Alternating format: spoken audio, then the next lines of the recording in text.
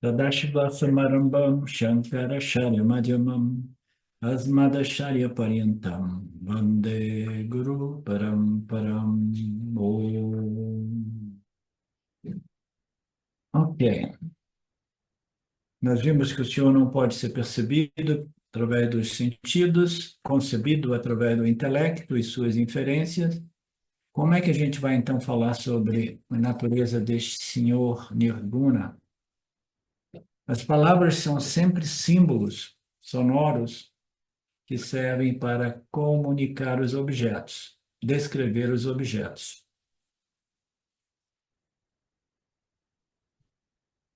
Você vê isso quando isso foi inventado pela primeira vez, há um objeto percebido e, portanto, para fins transacionais, você quer criar uma palavra em referência àquele objeto. Aí você diz, ó, aqui, ó, maçã, ó, fruta, é comestível, etc, etc.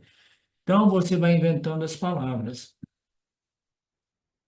Isso depende do quê? Dos órgãos sensoriais e da mente.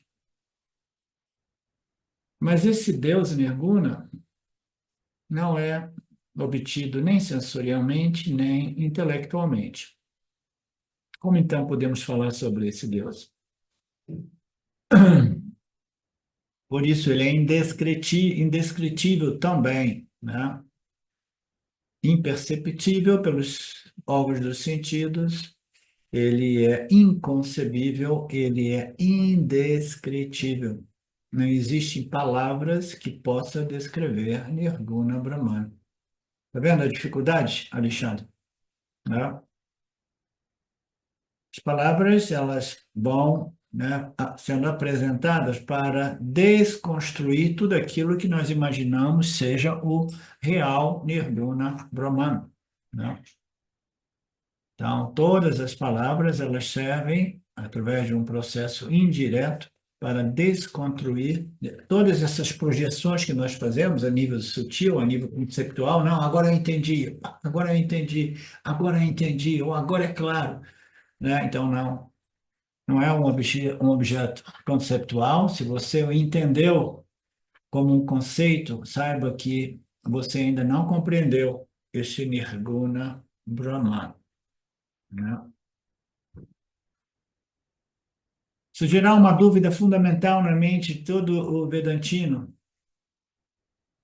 Como pode uma coisa que não é imperceptível, que não é cognoscível, que não é experienciável através dos órgãos dos sentidos, né? Como pode uma coisa tão abstrata e intangível existir? Talvez ela seja uma viagem dos rishis, a viagem dos Upanishads, né? É uma blefe, é uma trufa.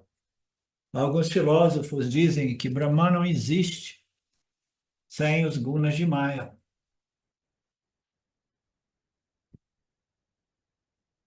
Mas ainda assim nós continuamos falando sobre este Nirguna Brahman. Falamos para quem? Para os discípulos, os raros discípulos interessados na natureza de Nirguna Brahman. A suprema bem-aventurança existe nesta fonte de conhecimento. Mas muitos discípulos ouvem tudo isso simplesmente por respeito ao guru, porque o guru na Índia ele fala sobre Saguna Ishwara e fala aqui e ali sobre Nirguna Brahmana. A maioria dos indivíduos está interessado nas falas a respeito do Saguna Ishwara, mas quando o discípulo, quando o guru, como Swami Paramarthananda, que tem um range, né, de estudantes de todos os níveis, quando ele fala de Nirguna, por questão de educação e respeito ao guru, eles falam, eles acenam com a cabeça que está concordando, mas por trás, né, em realidade, lá dentro eles dizem, não, isso é viagem, isso não existe, né? Isso não é possível. Como pode uma coisa existir que é além da percepção sensorial e da compreensão cognitiva, e de tal modo que a gente possa descrever este princípio como isso ou aquilo? Como pode uma coisa tão, né, absolutamente abstrata existir? A única resposta que os filósofos têm é uma viagem dos rishis, é uma viagem upanishadica. é aquilo que não é objetificável, né? Não existe nenhum meio, nenhum canal sensorial, e nós precisamos compreender que a mente muitas vezes é referida como o sexto sentido, porque a mente, através da sua capacidade de inferência, ela vai obtendo conhecimentos, entendeu?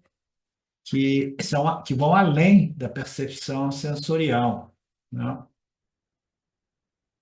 Então, nós precisamos de meios de conhecimento, mas o Vedanta nos diz, né, os Upanishads nos dizem que o Pramana, o meio de conhecimento, não é a percepção, nem o intelecto, nem a mente, né?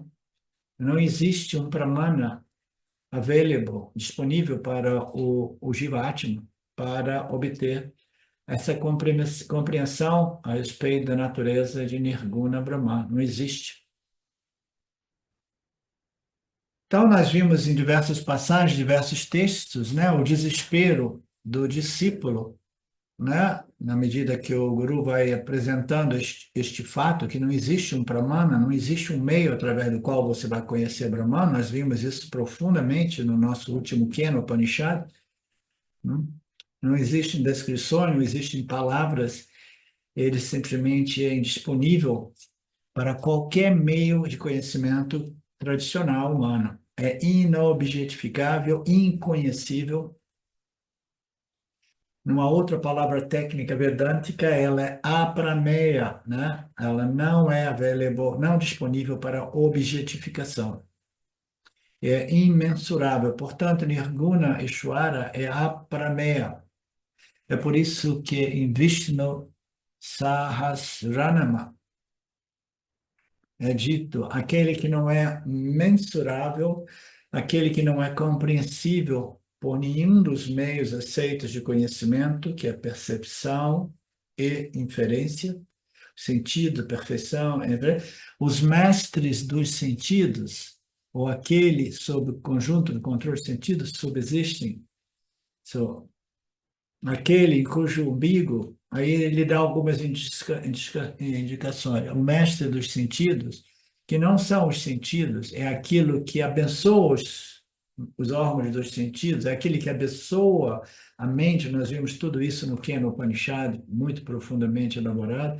Aquele que abençoa o intelecto e sua capacidade de inferências, né? Tudo depende deste princípio. E este princípio é Nirguna Brahman, mas ele jamais será conhecido através dos sentidos da mente e do intelecto.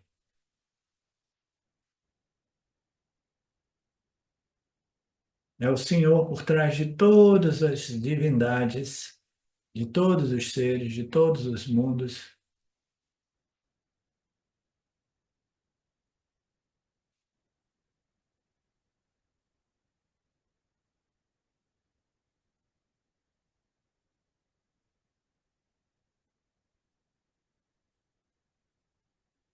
É uma passagem sânscrita, tá? Que ele corrigiu, ele esclareceu um pouco, mas não é relevante para nós.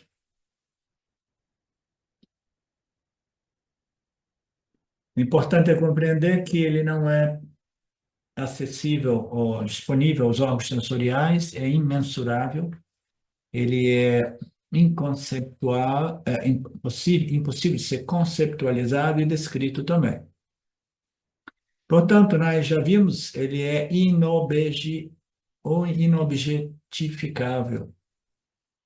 Então, a conclusão da maioria dos filósofos é concluir, ou dos devotos, né? Os devotos, eles são muito ligados na devoção, nesta emoção, nesta sentimento, né? E eles têm uma devoção grande por Saguna Brahman, Saguna Ishvara, e como eles não conseguem realmente compreender a natureza de Nirguna Ishvara, eles dizem, não, não, não, deixa isso para lá, eu estou muito feliz com o meu Saguna Ishvara, né? Então, as pessoas concluem que Deus é só, a única realidade é que ele não existe, esse Nirguna Deus não existe. E aí Krishna aproveita e lança uma outra bomba para os raros estudantes do Vedanta Brasil. Ele diz que Nirguna Ishvara está lá, ele está em todos os lugares, né? Ele é não somente existente, mas ele é todo pervasivo como o Marcelo, né? Então, uma coisa é dizer assim, ele existe, não existe? Aí Krishna diz assim, olha, ele existe tanto, mas ele é tão imperceptível sem a sobreposição dos gunas, porque ele é o fundo, né? Ele é o adistana, né? O substratum, a base, né? Então, este Nirguna Deus, ele não somente existe, mas somente ele existe, tá?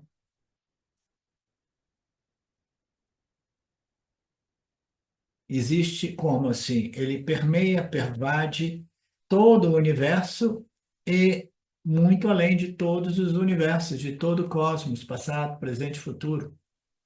É a consciência, nada escapa à consciência. O universo existe no âmbito da consciência, o cosmos existe no âmbito da consciência. Se a gente quiser colocar em termos espaciais, a consciência é infinita e o cosmos é um fenômeno, uma pontinha que existe no âmbito da consciência. Nada escapa à consciência, ela é toda pervasiva, tudo ocorre no âmbito da consciência. É aqui e agora. O here now, ele é convertido em aqui e agora, sempre, sempre, sempre manifesto, jamais não manifesto, mas parece ser imanifesto, porque na ausência dos gunas e dos atributos e das configurações dos objetos, existe somente a consciência invisível. Quando a gente faz a analogia da luz, a luz já é visível, a gente chama de visible light, né? A luz visível, né? Disponível para como espectro, né, para nós, os seres humanos desse planeta, né, ela se torna visível como luz também. Ainda assim, muitas vezes, a gente desconta ela e fala assim, não tem nada nesta sala, né? Tem a luz, cara, né? Mas a consciência, ela é o mais sutil do sutil e ela realmente permanece invisível do ponto de vista da nossa capacidade de visão, né? Mas através da inferência a gente pode ver que não, sem a consciência, né, eu não sou consciente nem da escuridão profunda, nem da luz clara, né, e muito menos dos objetos iluminados por essa luz do sol, né? Então nada escapa à consciência, né?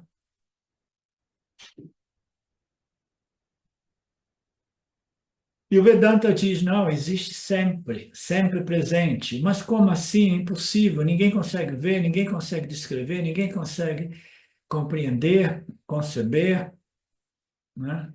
Experimentar.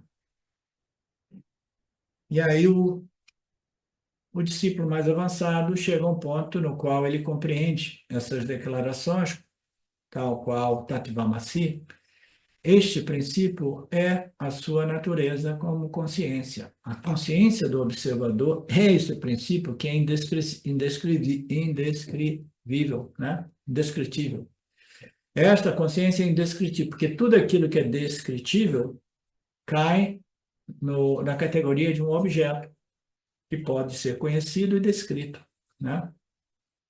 Mas a consciência do observador não é um objeto, é o sujeito. Então, jamais será compreendido e descrito e concebido como um objeto de conhecimento, um objeto de experiência, né? Um objeto de conhecimento, seja ele, né, conceptual ou experiencial, né? Ele é um omnipresente Satchitananda Brahman, a natureza de todos nós. E este Nirguna Brahman é todo pervasivo, Akalam. E porque ele é todo pervasivo, ele não é exatamente capaz de se mover, né? Não existe a questão de ação, de movimento, de expansão, de contração da consciência. A galera diz que as consciências estão... Não, as mentes, sim, elas estão, né, passando por processos de modificação, mas a consciência ela não se move, é um bloco único de realidade.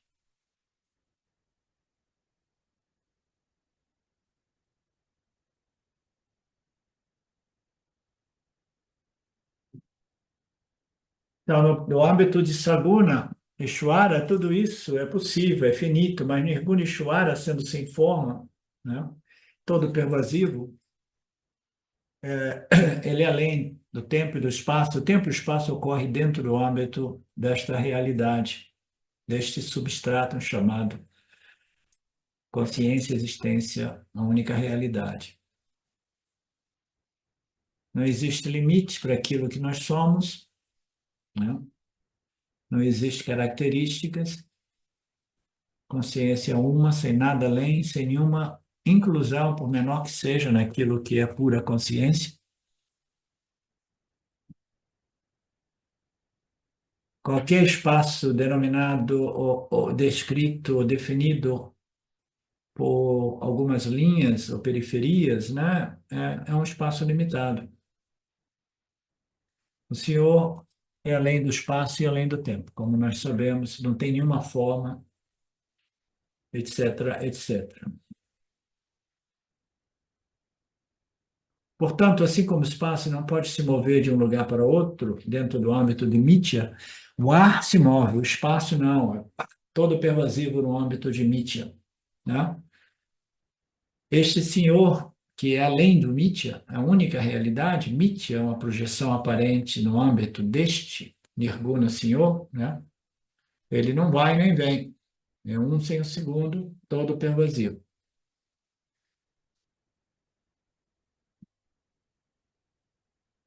Aí o Swami faz algumas ilustrações aqui, ou exemplos. Ele diz, e o que dizer da nossa Sodassa, 16 meios para fazer adoração à divindade, na qual convidamos o Senhor, e não apenas convidamos o Senhor e os alimentos, no final dizemos, chega, parte, né? Venha e vai, ok, obrigado, chegou, vai, agora pode ir embora, que a gente quer comer. O Senhor que adoramos, o Saguna, né, é sujeito à partida e à chegada, mas o real Senhor, o Nirguna, né, nós vimos diversos textos, né, no Kena nós vimos passagens lindas, maravilhosas, na qual alguns devotos de Saguna Brahman, Saguna Ishwara, reconheceram a real natureza de Nirguna Ishwara como a sua própria natureza infinita, né? E eles começaram a oferecer preces, orações diferentes, pedindo perdão, perdão, perdão. Eu limitei tanto você no passado. Eu me referia a você como um princípio que chegava e ia embora, que fazia coisas, né? E que eu adorava aspectos extremamente insultantes daquilo que é você. Me perdoe por ter projetado a minha ignorância naquilo que é a sua natureza infinita, né? Palavra onipresente, sarvatragam, né? Livre de imitação espacial, como visto no Taittiriya. Próxima palavra que iremos adotar aqui é Kutastan, livre de modificações, imutável, que é sinônimo de Nirvikaram. Eu sou mais familiarizado com Nirvikaram, né? Mas tem uma outra palavra, né, que é o Kustatam, Kutastan, livre de qualquer mudança ou modificação.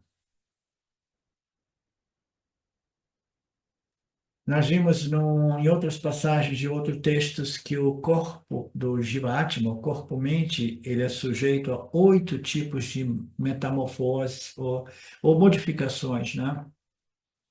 Ele nasce, ele cresce, ele passa por uma metamorfose, ele declina e ele morre, né? Então, isso, qualquer configuração de qualquer objeto, seja ele senciente ou inerte, passa por essas modificações, né? E qual é o fator que impõe essas modificações? É chamado Kala, o tempo, né? Kala Tattva, o princípio do tempo.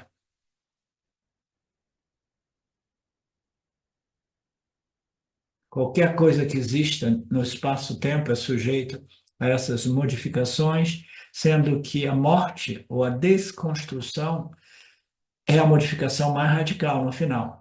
As modificações mais radicais é o aparecimento ou o nascimento de uma coisa e a outra é o desaparecimento daquela configuração. Tá?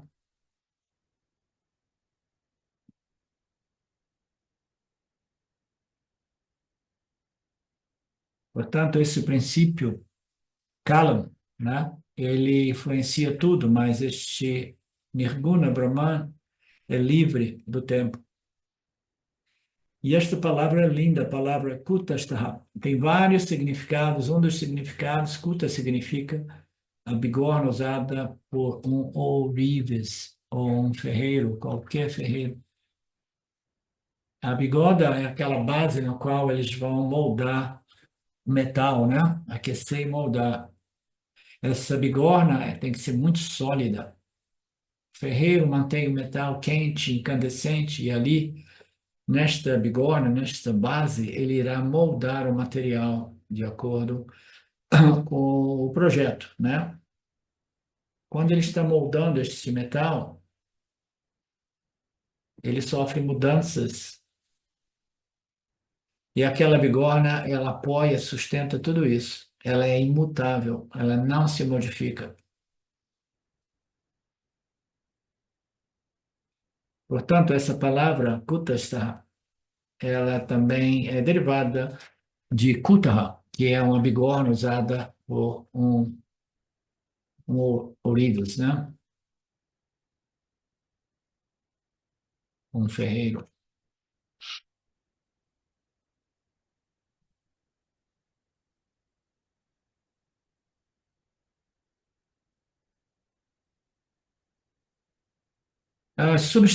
Todas as modificações requerem um princípio imutável. Esse é um conceito básico, fundamental, importante. A percepção de tudo aquilo que é mutável requer um princípio que é imutável. Esse princípio é a consciência de cada um de nós, né? As mudanças que ocorrem acontecem, né, sempre no âmbito do mutável, mas existe sempre a necessidade de uma bigorna, de um princípio que não se modifica, né? De modo que as mudanças, as modificações podem acontecer e no nível mais físico, material, familiar, a gente vê o nosso corpo físico, né? A mente também vai se modificando, infelizmente. A maioria das mentes se modifica para baixo, vai cristalizando a ignorância a um ponto tal que, dopo, diventa quase impossível a transformação. Para tudo isso, é sempre necessário um princípio imutável que permanece como a base, né? O substrato, né? Não somente permitindo as mudanças, mas mais importante ainda do ponto de vista do Jiva-Atma, testemunhando tudo aquilo que muda, tudo aquilo, um constante fluxo de modificação.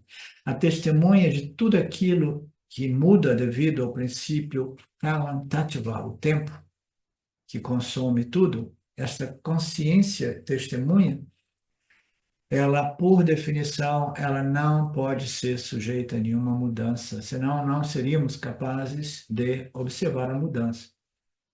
Imagina que a consciência nossa seja um princípio em constante mudança, observando fenômenos, objetos em mudança, a gente jamais teria uma referência para dizer, não, aquilo mudou daqui para aqui, mudou, melhorou. Foi assim, foi mudando, foi uma modificação positiva, né? Se nós não tivermos um princípio livre da mudança para testemunhar essas modificações e determinar se as modificações, a natureza dessas modificações, né? Esta testemunha das mudanças do mundo seria impossível, né? Então, essa mudança só é possível através da consciência, que é um princípio imutável, tá?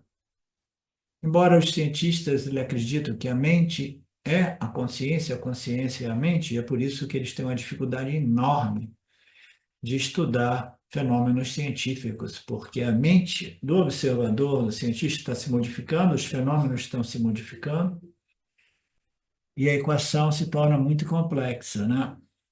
Mas nós estamos falando da espiritualidade apresentada nos Upanishads. A testemunha, a consciência, Chaitanya, ela não se modifica e é o que nos permite testemunhar a mudança. Só me dá um exemplo muito simples aqui para a gente compreender esse exemplo, né? De manhã existem algumas classes de Vedanta, digamos assim, e à tarde tem outras classes de Vedanta.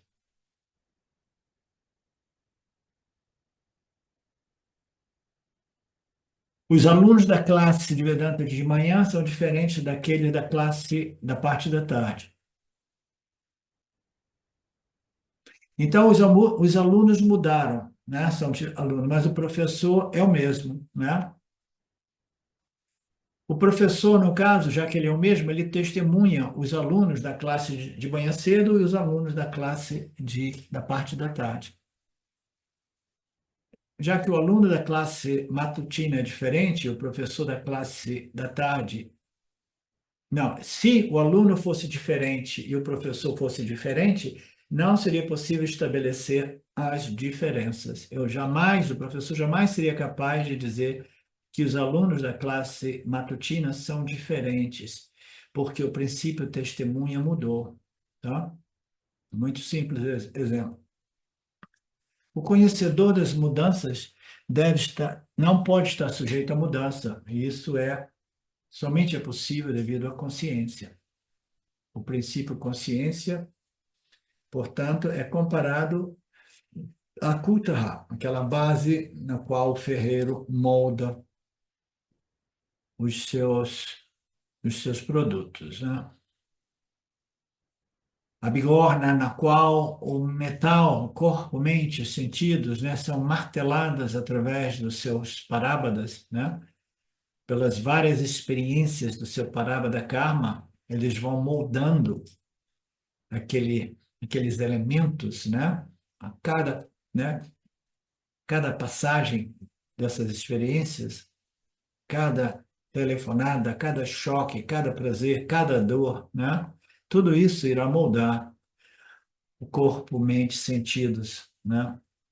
Mas tudo isso requer um princípio imutável. Imutável nada mais é do que a nossa consciência, esse princípio testemunha, que é capaz de, em retrospectiva, observar o quanto esse complexo corpo-mente foi mudando ao longo dessas 30, 40, 50, 70, 80 anos, entendeu? E perceber que existe um princípio imutável sem o qual a testemunha das mudanças seria impossível. Tá? Nirguna Krishna é chamado de substrato imutável que permanece como uma bigorna, aquilo que permanece imutável como um formigueiro. Já que esse Krishna é nirvikara, não se modifica, né?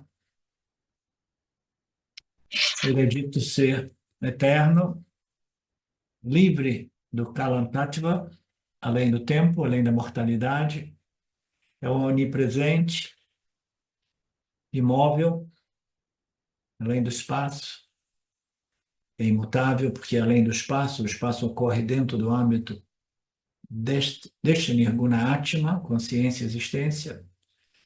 Ele é eterno.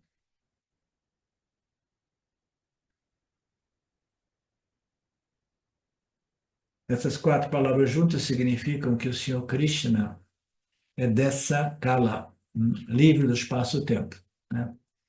O espaço-tempo ocorre, né, dentro do âmbito de Maya. Maya projeta configurações infinitas de objetos, e para isso ele requer um espaço, né, um recipiente no qual os elementos se desenvolvam, né, e depois ele precisa do grande ator, o Jivatma, que irá experimentar esta diversidade, pluralidade infinita de objetos dentro do espaço e irá estabelecer, experimentar e estabelecer aquilo que nós chamamos de tempo. Mas o tempo é embutido na criação de tal modo que, mesmo que um Jiva aparecesse e dissesse, não, eu não quero experimentar nenhum objeto, eu quero nascer e viver em Samadhi, porque se eu experimento os objetos, eu vou desenvolver a dimensão temporal, entendeu? O tempo deste objeto, o tempo, a distância entre esse objeto e aquele objeto, né? E não, eu vou viver em Samadhi. Ainda assim, a temporalidade ela é embutida na criação de modo tão misterioso que tudo aquilo que nasce está já num processo de descomposição ou destruição, né? As células, no início, elas vão se reproduzindo e depois elas vão diminuindo e depois ocorre aquilo que a gente vê, né?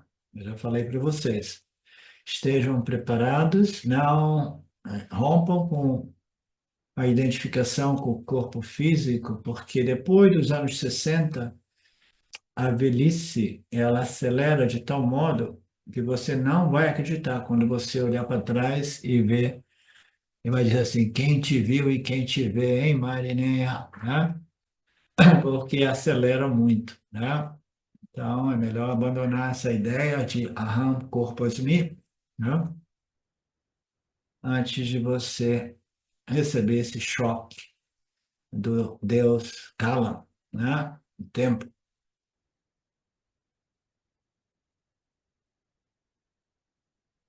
De fato, é uma grande sorte que em Guru Vayu, essa grande deidade conhecida como Ishvara, esteja presente como fluxo contínuo de alegria e sabedoria que não tem igual e está além do tempo e do lugar, e está sempre livre das amarras, da ignorância, que apesar de ser esclarecida por várias orações, bem como palavras do avô, ainda não está claro e que faz você querer vê-lo novamente, etc, etc. Seu Swami está exaltando aqui, através dessa passagem de um texto, né? Glorificando esse princípio divino, conhecido como Deus, que concede a nós um fluxo contínuo de alegria e sabedoria, desde que nós nos voltemos para este princípio divino, né?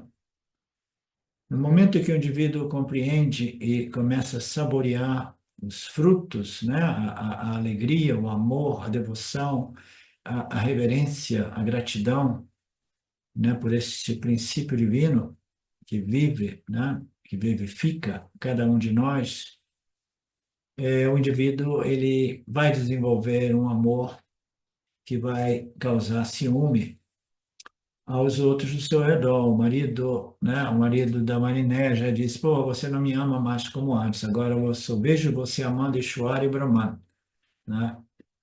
Então, isso é possível, porque não existe nada mais digno de ser amado, né, do que este Senhor que nos cria, nos mantém, nos concede essa oportunidade. Portanto, o indivíduo quer estar com ele, vê-lo novamente, até que essa compreensão seja melhorada e o indivíduo veja que eu não consigo viver fora do âmbito da água do oceano, porque eu não sou a onda, eu sou de natureza água, a única realidade.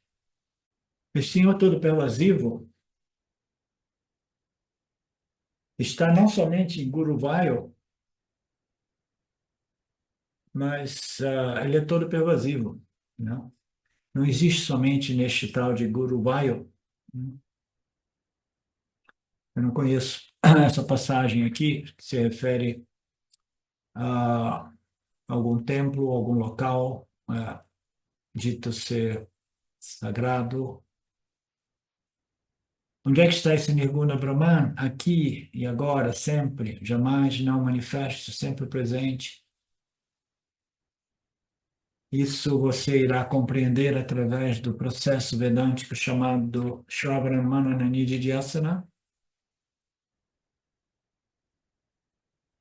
Mas quando a gente ouve falar sobre isso, nós perguntamos como podemos meditar sobre um Deus sem nenhumas características, né? para chegar a esse nível de meditação Upanishad, que a pessoa deve ter se preparado e qualificado através da devoção à observação do Dharma, uma atitude, né, de total observação às leis de Deus, com gratidão no coração, recebendo tudo como prasada e fazendo o Upasana, né? Sempre tentando compreender melhor este relacionamento entre a criatura e o Criador, né? Então, a pessoa precisa estar devidamente qualificada para entrar no Nididhyasana, no Shravanamana Nididhyasana do Vedanta.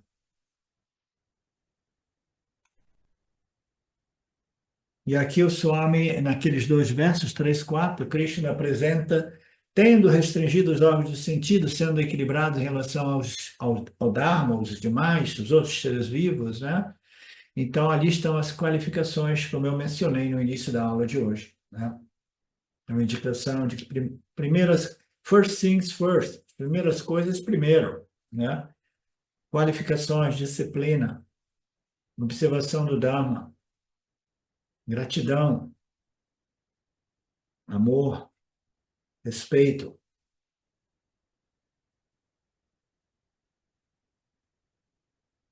As qualificações preparatórias para entrar na inquirição da natureza de Nirguna Ishvara, nesta meditação, no silêncio do seu quarto. Você vai entrar na meditação, contemplação do Senhor sem atributos, né? Você precisa se preparar através da meditação no Senhor com atributos. Tudo isso é apresentado nos Upanishads e muito claramente. E normalmente são enumeradas como as qualificações quádruplas, são os 4 Ds, como nós dizemos, né? O discernimento, a discriminação, capacidade intelectual de discernir ou discriminar Dharma do Adharma, para mais tarde sermos capazes de discriminar a Satya de Mithya, né? Discriminar aquilo que não se modifica de tudo aquilo que se modifica, né? Essas 4 qualificações, em geral, no Tattva-bodha, são apresentadas como os 4 Ds: discriminação, despaixão, ausência de desejo ou de apego, e depois as disciplinas de controle e o desejo pela liberação do samsara. São os 4 Ds. Aqueles de vocês que não estiverem familiarizados com as qualificações do Vedanta, nós temos o Tattva-bodha, aquele Tattva-bodha que nós fizemos uns 10 anos atrás, está ainda no nosso YouTube, Marcelo. Tá? Então, tem lá um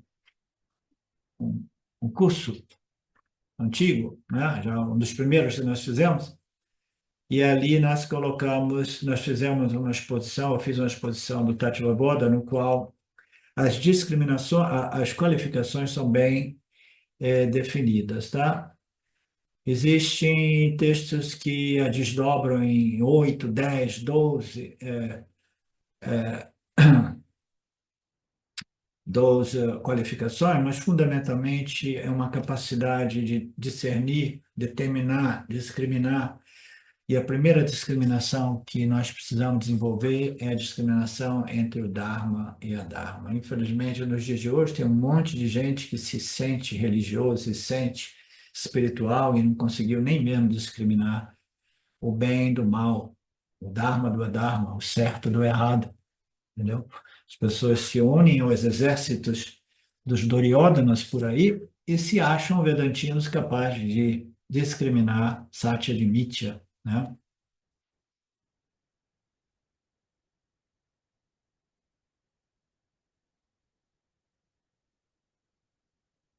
Então, a discriminação, e com a discriminação, o que que vem? Vem uma despaixão, né? Uma ausência de apego ou de desejo. Os desejos humanos, eles podem ser vinculativos. Tá? Então, o Vairagya, que é a despaixão, é um estado no qual o indivíduo ele já não é sob efeito desses desejos vinculativos que forçam o indivíduo a correr atrás daqueles objetos de desejo. Então, o indivíduo vai ficando livre daquela força tirana de atração e repulsão em relação aos objetos de desejos e aversões, né? Então, a mente vai se tornando sempre mais zen, assim por dizer, né? Mais estável, mais equilibrada, mais contemplativa, né? E, e depois vem as disciplinas. As disciplinas, elas entram no âmbito do Vipassana, né? Você vai disciplinar ainda mais os órgãos do sentido, os órgãos da ação, os seus pensamentos, né? Vai observar as suas reações e vai purificá-las através desta upasana de desenvolvimento do controle do complexo corpo, mente, sentidos, né? Controle sem supressão ou opressão, através da compreensão. E o último, a última qualificação, a mais importante, é um desejo pela a libertação da problemática humana, libertação da problemática do samsara, que é a crença, a realidade, essa dualidade é a realidade, o mundo é real e os objetos servem ao propósito de me fazer feliz, de me completar, de me resolver. Então, tudo que existe é a possibilidade de eu correr, correr, correr para obter objetos de desejos, correndo, correndo, correndo para evitar os objetos de medo, né? E depois correndo, correndo, correndo para manter o que eu quero ou manter afastado o que eu não quero, e a vida se torna um corre, corre incrível. E neste processo, a discriminação é comprometida e a despaixão, o vairagya, também é comprometido. A disciplina não estava presente, por isso o indivíduo continua correndo por aí, né? Então, esses 3 Ds irão culminar com um desejo firme pelo autoconhecimento que liberta. Por quê? Porque esse desejo pelo autoconhecimento, ele requer muita energia. Então, ele vai utilizar os outros desejos, coisas do mundo, como combustível para queimar ainda mais como esse desejo intenso pelo autoconhecimento que liberta, né?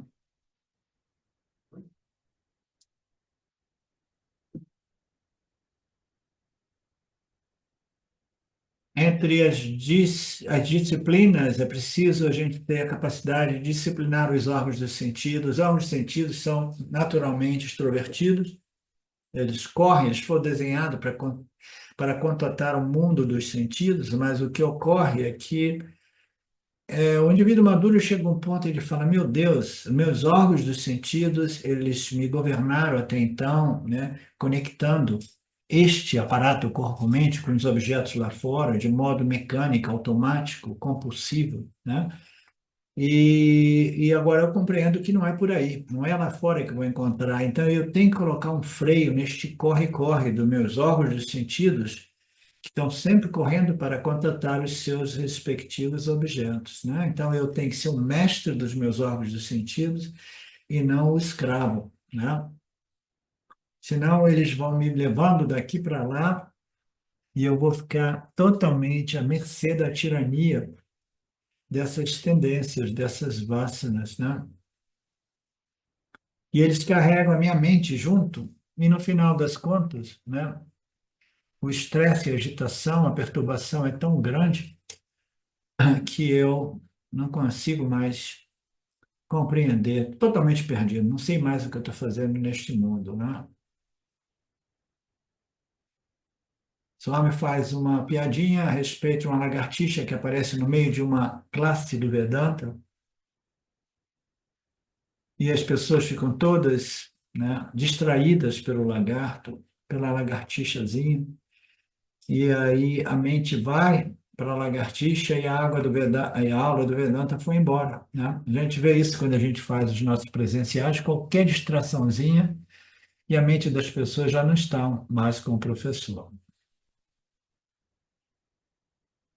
Por isso tudo, e por isso e tudo mais, precisamos dominar os órgãos de sentidos. E eu vou parar por aqui.